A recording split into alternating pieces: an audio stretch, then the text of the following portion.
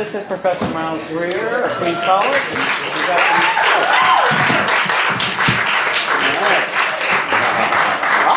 Patrick Page.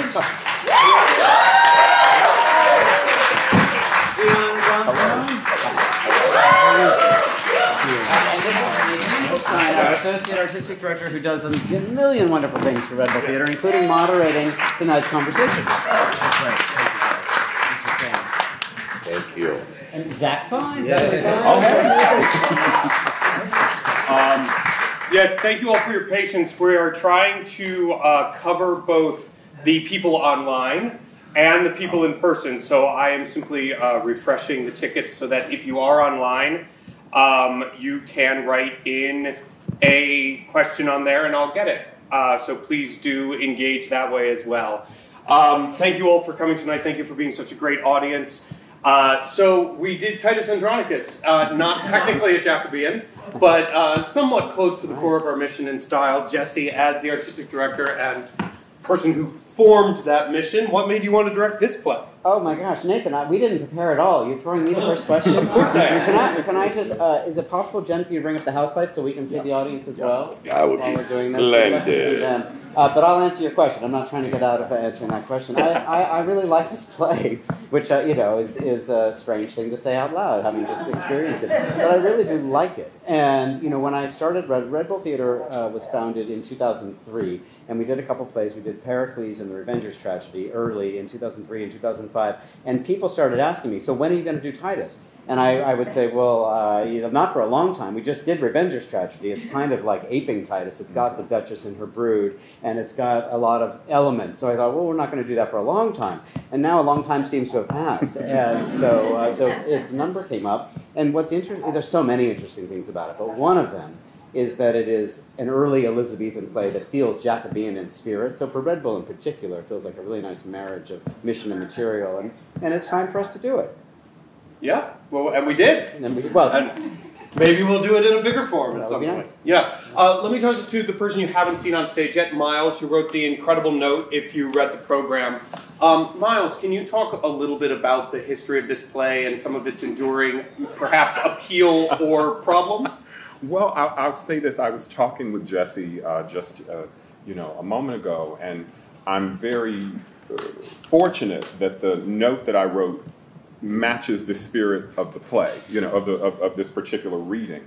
I was so hoping that we wouldn't get a kind of precious version of this, and I sort of thought the kind of literary tendency, I'm attacking my own people, I'm allowed, to kind of do this, gosh, what Titus has been through, and, how the audience would have, aligned with Titus and his grief and, aligned against Aaron or for Aaron seems to me to have missed what the atmosphere is of a revenge play specifically, and the tone of it. It's excessive, and so that moment, so well played tonight, and I actually started to notice how much laughter there was and how much laughter was, kind of passing from character to character. But that Titus says, well, I'm laughing because I can't cry anymore. And I started to think, is that part of the audience's experience too? That there's something about the revenge play that just is in excess of the genres that we like to think of for Shakespeare, comedy, tragedy, sort of like, well, we call this the tragedy of Titus Andronicus.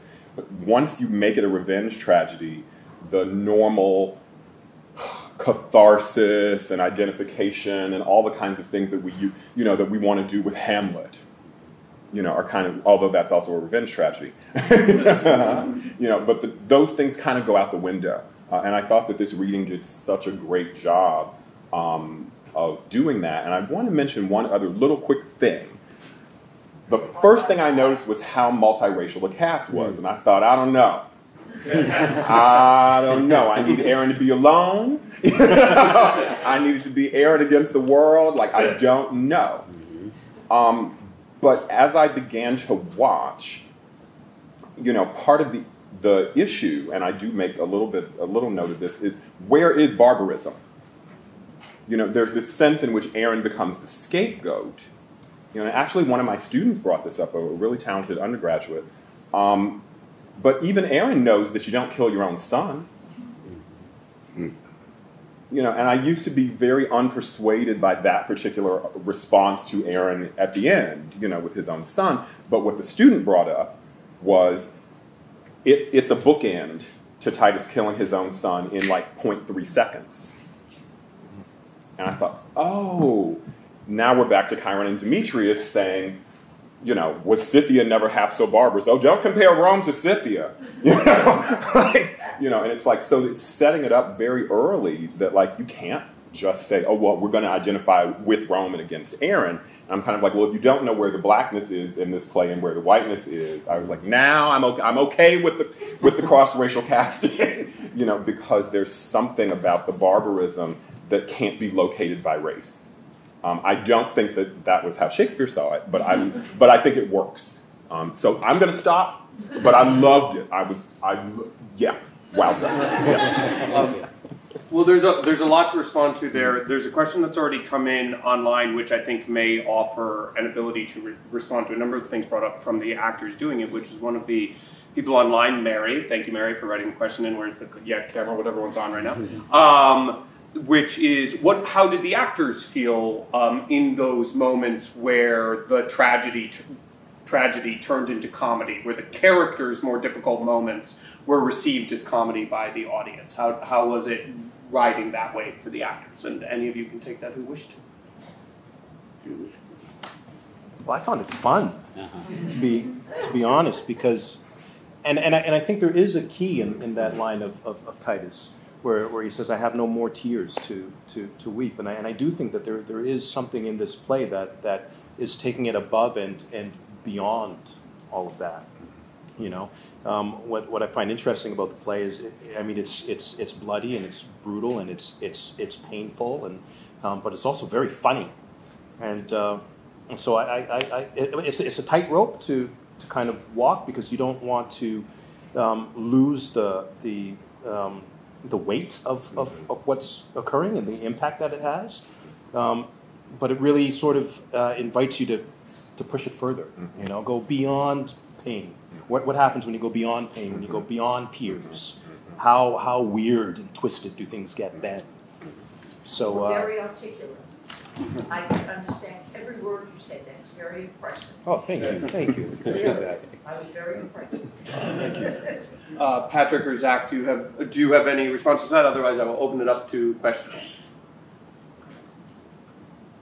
Yeah, it doesn't. First of all, I was just so astonished when I saw that you all sitting out there. That there's a group of people who had come to see Titus Andronicus on a beautiful Sunday night in New York City. And then I thought, oh, they'll all be gone after intermission. They will have gone to get a drink or do something fun. And then there you all were. And so I thought, oh, these are kindred spirits. These are people I love. And so where you laughed was where the right laughs were. Because it's not just any old audience, it's the audience that'll come to Titus Andronicus on a Sunday night and stay. And so that teaches me about the play. So I don't have any resistance to any of your responses, because your responses are in fact what teaches me how the play should be. So that as the play went on, I could sort of, in a way, lean into that a bit more. Jesse and I were speaking earlier in the week, and I was saying I was trying to find for myself some kind of modern correlation, and the closest I got was sort of Tarantino, sort of Pulp Fiction. That the play happens in almost these kind of series of vignettes. The archery vignette, the hand-cutting vignette, the burying and the killing of the sons vignette, and that it doesn't have sort of a smooth narrative of event, that each one leads from the next, but there are these sort of shows, skits, almost. As there are, I don't know how well you know Pulp Fiction, I've watched it 100 times. But that movie has that. And then it has the horror of a kid getting his head blown off next to the farce of trying to clean up the car. And there was something about that that made sense to me about this, that Shakespeare wasn't playing in the same playground as some of his contemporaries in terms of strict tragedy, comedy, and of course at the end of his career, this is the very beginning of his career, but at the end of his career, he's playing all over the place with Winter's Tale and Measure for Measure and Pericles. And even in a play like I just did King Lear, and what I was surprised to find in it was how funny it was, and how consciously funny it was so often.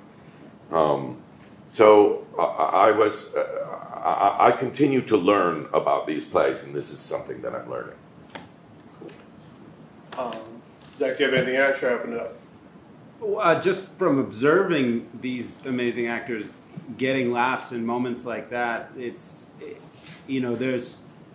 there's a sort of macabre kind of madness to this state of things in a way that is beyond the first initial emotional reactions of anger or sadness, but something that goes beyond and structurally, comedically, like it's the same in a comedy as a tragedy. It just gets worse in a way. And like in a comedy, you want it to get worse for it to be more pleasurable for the audience to laugh at. And it's similar in this way, and it's very enjoyable to see these guys get those laughs. Yeah.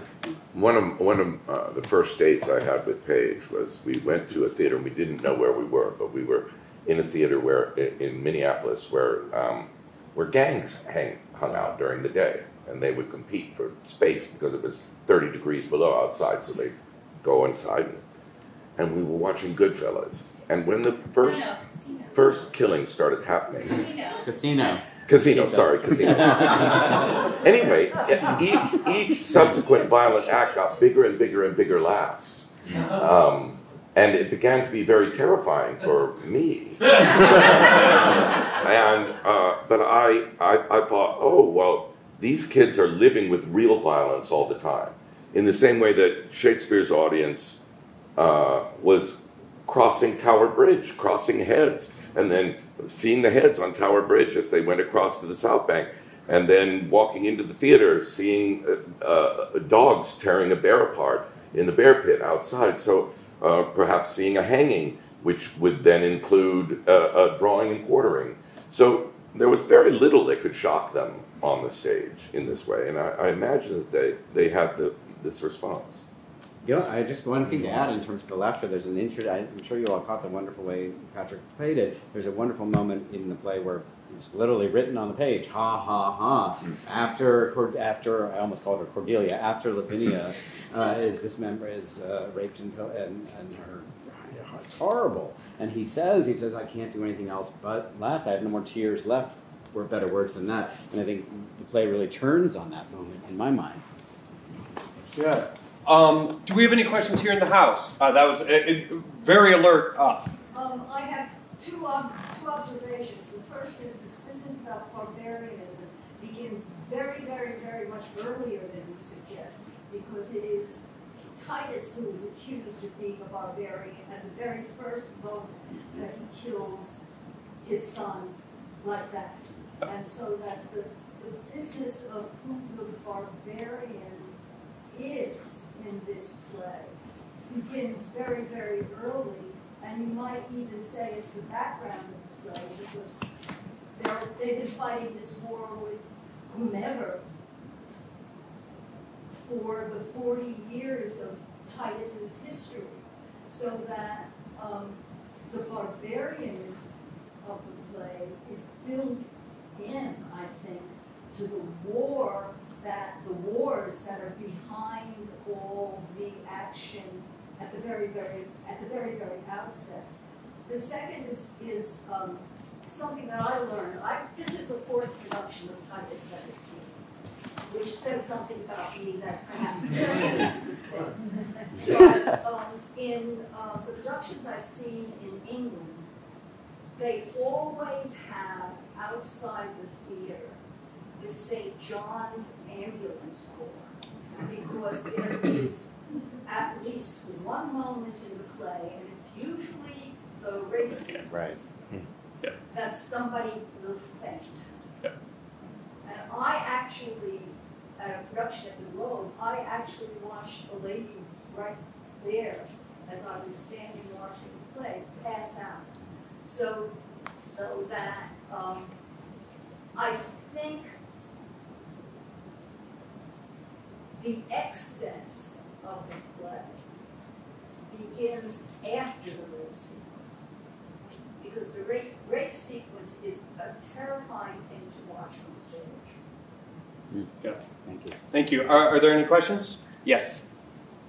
Yeah, so I'm really glad we dealt with the race in the play really early, and I want to bring it to the other interesting thing, the gender of the different portrayals of women, Tamara and Lavinia, and how you sort of went into the play with also but another woman playing men on stage. I want to hear sort of what was the thoughts about gender going into it, and while on stage, the thoughts that you had. So for the people online, the question is about gender in the play, and both the characters of Tamara and Lavinia, and also our use of a femme-presenting actor to play male roles. Jesse, do you want to start there, and then maybe to how people responded on stage? Yes, I mean, to some degree, I just want to say I just really wanted to get the best cast I could for this, and I didn't want to. I gave a lot of thought to these issues of race and gender, but I also sort of wanted to throw them all out and just hear the play with the best actors we could get, and so that's what you heard tonight in terms of that was the gist of my thinking in terms of casting. Well, whoa. No, there's more. There's more. If no one else is going to speak on that, I will say one of the things that began to that I began to wonder, is Lavinia's accusation is that Tamara lacks womanhood, in that refusing to grant her the death that she's asking for and to spare her the rape. Basically kill me rather than allow me to be sexually violated. Tamara forfeits womanhood in that moment, at least from Lavinia's vantage point. And so I thought that was maybe I will admit I was preoccupied with the racial cross-casting, but I started to wonder to what extent, if one of Titus's sons is being played by a femme-presenting actor, what are we, so there was definite, and actually the first one to be killed, right? So I was like, okay, there is something, I didn't have I was called on, so I had to say my most articulate thing, but I was thinking about, there's some slippage around, I guess, gender and the propensity for violence, gender and the propensity, not propensity, but gender and the capacity to sustain injury also, so yeah. And I'll add, having watched it, that, these are called a revelation reading series. I loved what Patrick was saying about how he learned from y'all what the good laughs were. And it is called a revelation reading series in some ways because we want to go in with a whole bunch of questions and kind of neutral and then see what we learn. And for me, watching from the outside, the big moment, one of the big moments is Lavinia's death, which is an incredibly kind of complicated moment to me. And the question of how consensual it is. And there's that kind of mythical idea of a revenant, of someone who only continues to live to seek revenge. And Lavinia receives her revenge right before she finishes living. She gets to see the worst thing possible happen to the person who did what happened to her. And then she may get to end her life just as Titus then gets to end his. He doesn't fight to not die, So it was interesting. I was thinking a lot about that one, and I don't have an answer for it, but it made me wonder about how consensual, how planned, how in the moment that relationship is between Titus and Lavinia in a way I hadn't before seeing it. And what was so great was how Patrick and Juliana played it, and I don't know if you spoke about it at all, but it was so beautifully done and organically. It seemed organically watching it. You rehearsed it once this afternoon, and you all found something wonderful there. I see Naomi. Yeah, I don't really have a question, but I do want to make a comment or two about the performance itself. I've also seen a bunch of Titus. I'm reciting the lines along with and I teach it every year. I love the Red Bull audience. Well, you know, it's like so sometimes, you know, there's the big sweep that we don't get. We don't get a big sweep of action when we're doing a stage reading, okay? And it's very easy sometimes to lose parts of the play. On the other hand, the tiniest gestures, because you're not moving all over the stage, you're not tripping over props, the tiniest gestures really get foregrounded. So a couple of them will stay with me for a very long time.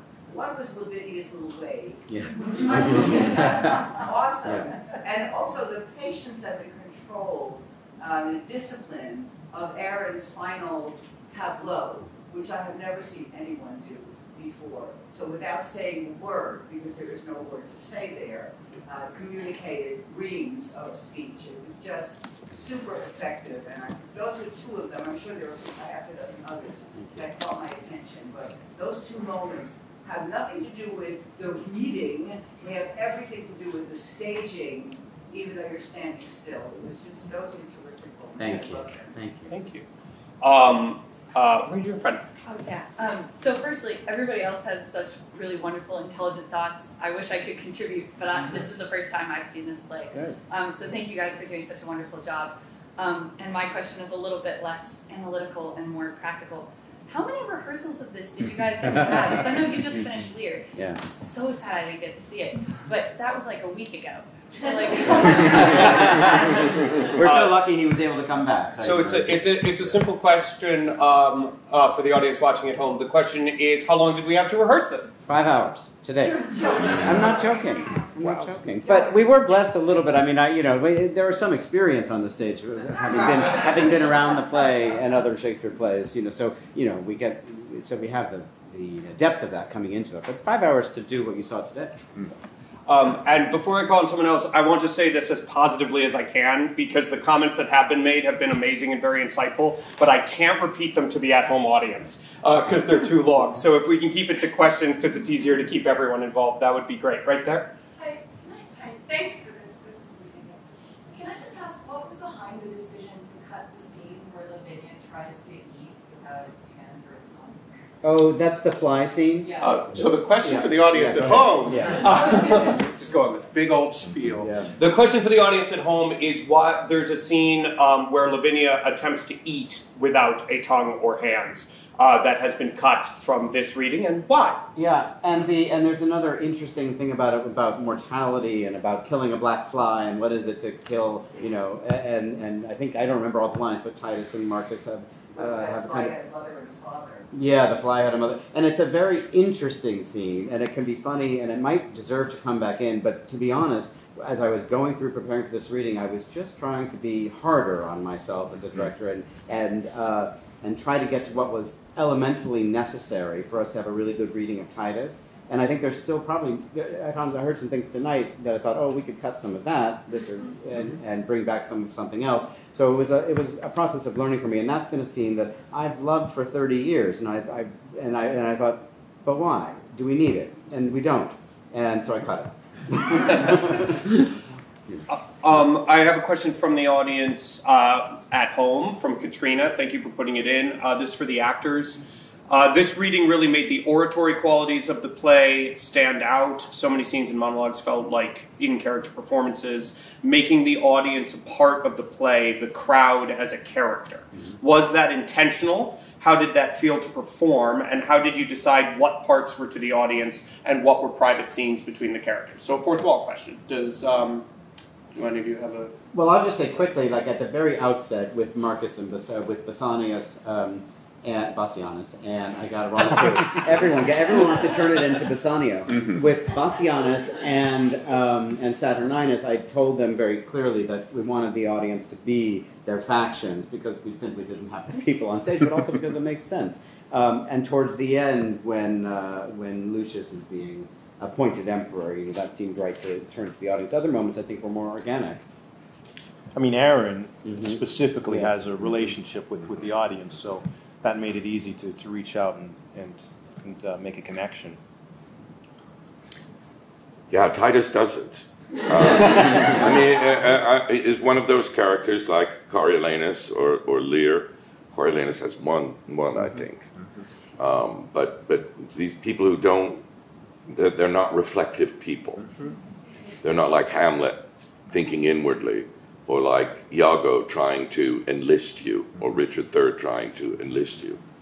And so there's no real reason for Titus to talk to the audience, because he doesn't think that way. He's not, he's not, I can't think of any other word. He's not reflective. He's not contemplative. He's about, what do we do next? What do we do next? You know. So he does like a good metaphor, though. And a pun. Yeah. Over there in the corner. So for an audience, the staged reading gave us just such time to spend with words. What's that like for the actors? So the question is, obviously in a staged reading, there's not much staging because there's music stands, so it gives the audience time to really explore the words. Is there a similar reaction with for the actors, or what's that experience like, where it's just words, words, words? Well, I sent my wife a text in intermission saying it's like having sex with 4 condoms on. How do you know that? I've imagined a great many of the things that one would rely upon in order to give a performance, you don't have. So on the most basic level, the real fundamental connection to your acting partner, very frequently you're not able to forge that connection very well because of the nature of the straight line, and that's frustrating. The fact that in the play one is asked by the playwright to feel a great deal. You know, Shakespeare has maddeningly said, "I have tears in my eyes, here, here, here, here, here." Well, sorry, I don't. I'm doing a reading tonight. I didn't get there. And so you feel like, oh, I haven't gotten to the emotional place I should. I don't have the connection I should. I'm not doing the actions that I should. So for me, there's certain frustration. But Beth was very helpful. She said to me, I treat it like a radio play. And I thought, oh, that's a good idea. I'll go out and treat it like a radio play. I turned to her, and it was awash in tears in the first scene.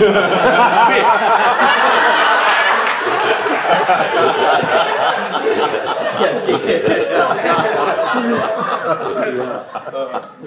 But I do want to add, I mean, that's just, you know, in terms of the radio play, or just the language of it, you all served it really beautifully. And one of the nice things about a reading like this is you can really respect what Shakespeare, the young playwright, did in this play. The language is astounding sometimes. Yeah, sure, the young Shakespeare was pretty great. So it's nice to have it cleared away. So Titus, it's not just about the gore. There's some beautiful speeches. We have time for 1 or 2 more. I saw that hand go up very quickly.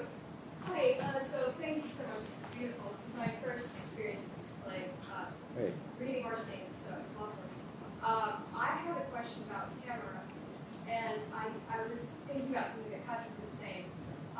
The scene where she has her revenge plot and goes and dressed up with her sons, it's figured out immediately. And I don't know, it seems so ridiculous that she would not pick up on that and then go grab her husband and walk straight into the trap. And I was thinking about the idea of just being so hell-bent on your revenge that you don't see anything else, and there's no contemplation going on, and every character is just driven forward by this need to achieve their ends. So I just wondered if you had any comments on that. So the question, I think, is that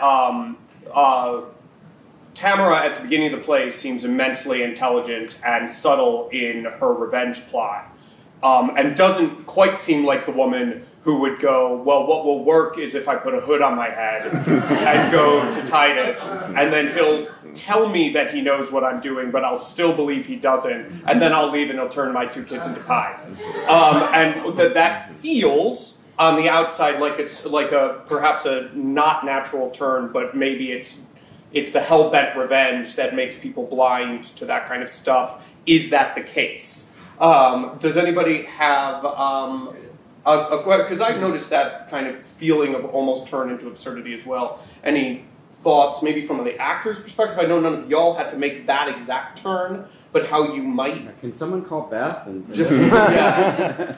But I think on some level that becomes the conceit of the play, that we're now in a realm where things are being pushed so far to the extreme that our normal vision of reality and what's normal and what people would accept isn't the same, is sort of expanded, so you kind of have to go with it, you know. That's sort of my feeling. Well, can I quickly say, I mean, that's part of what I was trying to get at with the genre. You know, that there's a certain expectation, you know, after Stanislavski, you know, like there's a certain kind of expectation of realism. And I think there's also a certain expectation that Shakespeare is going to dispense some wisdom in a maxim that you can take away, right? So, revenge blinds us, Titus Andronicus, right? You know, and it's just sort of like, well, you know, I mean, like, I don't think that's what this play is doing. You know, I think it's a popcorn muncher. You know, I think it's to have a good time and just see how far it can get pushed. Like, is she really going to fall for this? She is going to fall for it. Ooh, let's go. Like, and you know, it's the horror flick. It's like a horror film. Yeah. Like, why are you going to go in that room when you heard that noise? We have time for one more. Who's got a doozy? Yes, right here. What was Shakespeare's concept about showing violence on stage, and what was Jacobean about this play? So the question is, what was Shakespeare's concept about showing violence on stage? Feels like a Shapiro question, but maybe we know. And what makes it Jacobean? Jacobean. Well, I mean, maybe between Miles and I, we can take this. I mean, I don't know what Shakespeare's concept was, but we know certain things about like what props they had and things that they did. So I have no idea. This is one of the rare instances of a Shakespeare play where you can actually look at a picture of somebody who saw the play and drew a picture. Some of you are nodding your heads. And the Peachum drawing. The Peachum drawing, where you can see a facsimile of an original. It's like a memorialization of a production, because you can see them in kind of Roman gear, and you see a picture of Aaron. You have seen this picture. Elizabethan Roman. Elizabethan Roman, exactly. So we know a little bit about the stagecraft. But I'll just say for myself, what makes it Jacobean is when I say Jacobean, and for many people, when you think Jacobean, you think bloody revenge tragedies. That's kind of the connotation, but not the denotation. So that's why I say it's Jacobean in spirit. Yeah, I'll quickly say that I am not an expert on all props. I'm like madly obsessed with paper as a prop, so I can't. And I've learned a little bit about the props used for for children, right? Which would either be a doll, a wooden doll, or like just linens wrapped with nothing inside, right? So I'm not certain. Farrah Cooper would know. Farrah Kareem would know. I mean, there are some great experts on props who'd be able to, you know, tell you. But what I can say is my own sense is that realism has to go out the window with props as well. And part of the reason I think that is that one of my things is I don't know how Aaron and Tamara have time to have a child. Right? Like, you know, because Saturninus is not about to marry a woman who's clearly pregnant with someone else's child. Right? Like, my view is that part of his choice is like, oh, she's already had sons. Perfect. She has the right kind of kids, right? I mean, she has boys. I want boys. Perfect. Right? You know, this is the right route to go.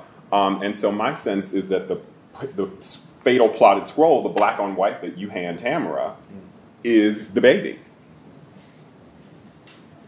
You know, and it just gets passed back, like, ooh, you know, like, you know, and that's why you get this kind of Abbott and Costello, who's on first thing. What's that in your arms? You know, and paper was then made out of the same material that, you know, blankets were made out of anyway, or sheets, I should say, linens. So, you know, my point is just that I think that our expectation of realism in props should also be sort of put in the same place of revenge tragedy. Like, we're going for excess, we're going for, it might be shock, but it might be for a laugh, and it might be, you know, so like I think the scroll could be for a laugh. Like, this is all the black on white you're going to get. But we do know that this was written for the Globe Theater, right? Yes. And was performed there. So well, was okay. it or was it not? Well, I mean, you know, these things were performed a lot of places. I mean, it was, but Yeah. this was sort of moved around a lot. It was moved around. written before? It was I don't know. Because the Globe It's like 1594. Globe is 1599. Yeah, we Okay. didn't have the Globe till Yeah. As You Like It or 94. Yeah. So in terms of concept, we don't know a lot. We don't even know which theater it was first performed in. But we know their stage practices involved entering to pretty much a bare stage. Yeah. Right? Well, we have to call it there. But thank you all for a wonderful evening. Come see Pestle. Come see Night of the Burning Pestle. It's a lot of fun.